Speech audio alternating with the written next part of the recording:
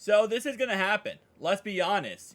Cam Taylor-Britt is a competitor. He's not a guy who goes out there and just doesn't care. He cares very, very much. So yeah, he kind of went off yesterday and exploded. And it makes perfect sense because, again, as we're going to read in this article, T. Higgins was beating him. So, as it says in this article, that he had it. Cincinnati Bengals wide receiver T. Higgins had just beaten Cam Taylor-Britt for an easy wide open snag during the 11-on-11 drills on Sunday's practice, resulting in the second-year cornerback removing his helmet and letting a few cut cords fly. Veteran slot corner Mike Hilton immediately approached Taylor-Britt and gestured with two fingers, pointing them at his own eyes before offering a few words that no angry person likes to hear. Calm down. And I'm guessing he's probably like this. Like, focused, right? Don't let your anger, because guess what? If you're like this on the field, and don't remember, he's competitive, but if you get angry on the field and you let your emotions get the best of you, the next play, they're going to target you again. They're going to keep doing it because they're going to want you to get angry and upset so that you mess up and you continuously mess up. So it has to be, and again, he is a competitor, but as a competitor, you have to learn to control yourself. Be like, okay, you know what? That happened. We're going to get better next play. We're going to get right back to it next play. And Cam Taylor-Britt will learn that. Listen, at the end of the day, I say he'll learn that, but there are some players in the NFL. Jalen Ramsey is a good example of it. He's one of the best cornerbacks in the game, yet when he gets beat, you see him yelling, screaming at different players. I mean, he got in fights with different players. Now, I don't think Cam Taylor-Britt will ever get to that in any way possible, but again, he is a younger player, so we can avoid that from happening by just going ahead and, he's going to learn this kind of stuff. Taylor-Britt has cooled down by the time he sat at his locker after practice discussing his day. You're damn right I was upset, he said before clarifying that it wasn't just one play in the set that set him off. It was a series of events, Taylor-Britt continued. I had a horrible practice. I needed to step up. I need to step it up. The rough day started early in the first period of 11-on-11s, with wide receiver Jamar Chase blowing past Cam Taylor-Britt and catching a beautiful thrown deep ball from Trevor Siemian in stride for a long touchdown. I can't play that way at all, he said of the play. I gotta do better. Later in the 7-on-7 drill, Higgins beat Cam Taylor-Britt to catch a one-handed touchdown from Siemian. And this is obviously the play. The frustration accumulated on the play where Taylor-Britt misread what was happening, allowing Higgins to work wide open along the back line of the end zone.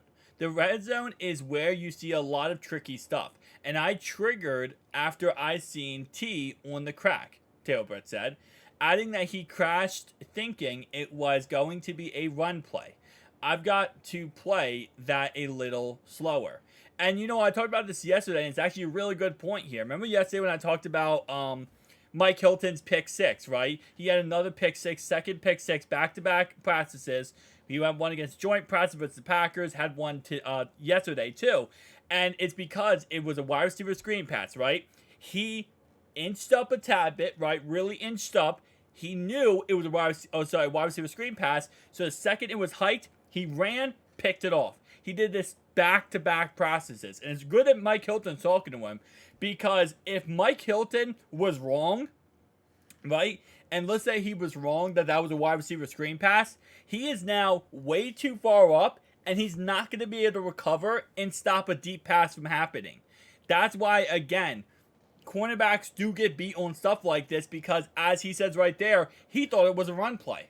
So, in his mind, he's like, he's guessing the play, thinking, okay, they're running the ball, I'm going to move over here, I now have this, and he couldn't recover fast enough to get T. Higgins behind him. And the same thing would have happened to Mike Hilton. If that wasn't a wide receiver screen pass yesterday when Mike Hilton had the pick six, that would have been a touchdown to T. Higgins going deep. And you know whose fault it would have been? Mike Hilton. Because he didn't cover deep. He was supposed to cover deep. He didn't. Because he read the play and saw it being a wide receiver screen pass. This is why, again, a lot of wide receiver screen passes are not picked. And the reason why is because, yes, while it seems like it's an easy concept, right? You hike the ball, you throw it to the left-hand side. As a corner, you sit right there and you go, I can just run straight forward and catch it and go to the house. The reason why it doesn't is because it takes a really knowledgeable corner, slash a corner that, wants to risk it for the biscuit there and go jump the pass and pick six it. Because if you mess up and you give up, and let's say you score, you give up a touchdown because of that, coach isn't going to sit there and say, oh, good job, you thought it was this play. He's going to say, what the were you doing?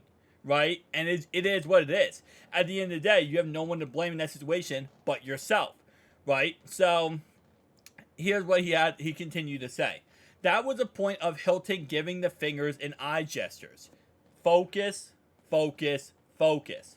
He is so frustrated that he'll start trying to do too much and play outside of the plan, Hilton said. Me being a leader, I was trying to keep him calm and level-headed and let him know they're going to make plays too.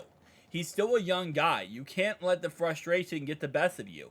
He just has to learn from his mistakes and come back to the next play or next drive and be better. Sometimes you're going to have bad days. It's all about how you respond, Hilton said. If you know Cam and how confident he is, he's expecting to come out here much better tomorrow and have a much better day tomorrow. And again, he has had a much better day today in training camp. It actually was funny because today was actually a pouring raining storm in training camp today. But he has played a lot better today. And again, like I said, at the end of the day, really, where did he mess up on that one play was him trying to do too much, as Mike Hilton said, and read the play. He tried to read the play and make a great play. Because if it was a run play, guess what would have happened? He would have been in the backfield getting the running back. Tackle for a 5-yard loss. Instead, touchdown. It is what it is. Now, the other two plays, here's the thing I will say, right? And this is why whenever I see, our corners get beat on any play in training camp, I always kind of laugh it off, right? Because at the end of the day, you're going against the best receivers in the game. When you get beat by Jamar Chase, you're not getting beat by Philip Dorsett. You're not getting beat by Nelson Aguilar. You're getting beat by single-handedly 1A, 1B with Jay Jettis, the best receiver to play the game today in Jamar Chase. You're being beat. If you get beat by T. Higgins, you're getting beat by, and I know I am the only person on YouTube when it comes to who talks about football who says this, because everyone's like, oh, T. Higgins is the 16th best receiver, or 17th, or 18th, or 20th. I don't care what anyone says. He is my top 10 receiver. I don't care, because every other receiver I've seen T. Higgins play, he is a top 10 receiver. So you're getting beat by 2 top 10 receivers in the NFL when you get beat by those 2 guys. So as a cornerback, well, yes, you don't want to give that up, and it's awful. You're not going against that every week, right? You're going against the best of the best right there. And if you barely get beat, and it's like a small little percentage, you're doing a damn good job. I'm just saying, you're doing a damn good job when you're getting beat by the best of the best. Okay? Especially when you're Cam Taylor Britt's age and experience. I mean, this guy, as Hilton said, he's young. He's not like a 7-year veteran in the NFL. No. And he's going one-on-one with the best of the best, and he's getting the job done. Now, obviously, no, he's not having Joe Burrow back there throwing the football, so passes will be a little worse, and he can recover faster and get after, people a little bit better. But again, like I said before, you're not going against Joe Burrow every week. If the facts of the facts is, most quarterbacks in the NFL, while even the best, that's why I always say, it's Burrow, Mahomes, and then a cliff. And the reason why I say that is because even Josh Allen, who is the 3rd best quarterback in the league, when he throws the ball, it's usually not that great. I mean, he does have some great passes, but sometimes his throws, they're ducks. They're absolutely ducks. And that's why he throws so many interceptions. Because he throws some passes sometimes, you're like, who is that to? And, oh, that was to him? That wasn't even close. And it is what it is. But he makes a lot of other great plays that makes him the best, 3rd best quarterback in the league.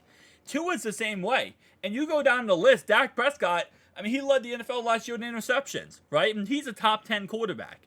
Imagine that. 2 of the top 10 quarterbacks leads the league in interceptions. That goes to show how amazing Burrow is. So, and this is why I do love our defense getting to go against our offense. Because Cam Taylor Britt, Mike Hilton, Cheeto, DJ Turner, Sidney Jones, etc. They're not going against crap. They're going against an elite level offense that has that system that's going to make them better. It's the idea of, for example, Alabama, right? They say whenever you draft a player from Alabama, is that Alabama? Am I stupid right now? Am I just thinking about Alabama's a college, right? Yeah, Crimson Tide.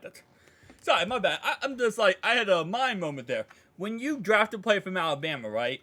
They say, that player has played in the NFL for 4 years. And you're like, no, they didn't. They played 4-year college. That is how good Alabama is. The Alabama system is pretty much a NFL level system. They run those guys like they're NFL players. They practice like they're NFL players. They go out there and the players they're playing with and practice against are NFL level players. So when you draft someone from Alabama, you're drafting an NFL player, right? So just keep that in mind. By the time they get to the NFL, it's like, oh yeah, this corner looks so good from Alabama. Well, the reason why is because he's been playing against our star receivers, right? Marlon Humphreys, who's one of the best quarterbacks in the league, he came from Alabama, right? He came from that system. And you're going against that system, you're going against a really tough system. So, with that being said, again, Cam Taylor Britt will be fine. Everything will be okay. It happens, man. Peace out.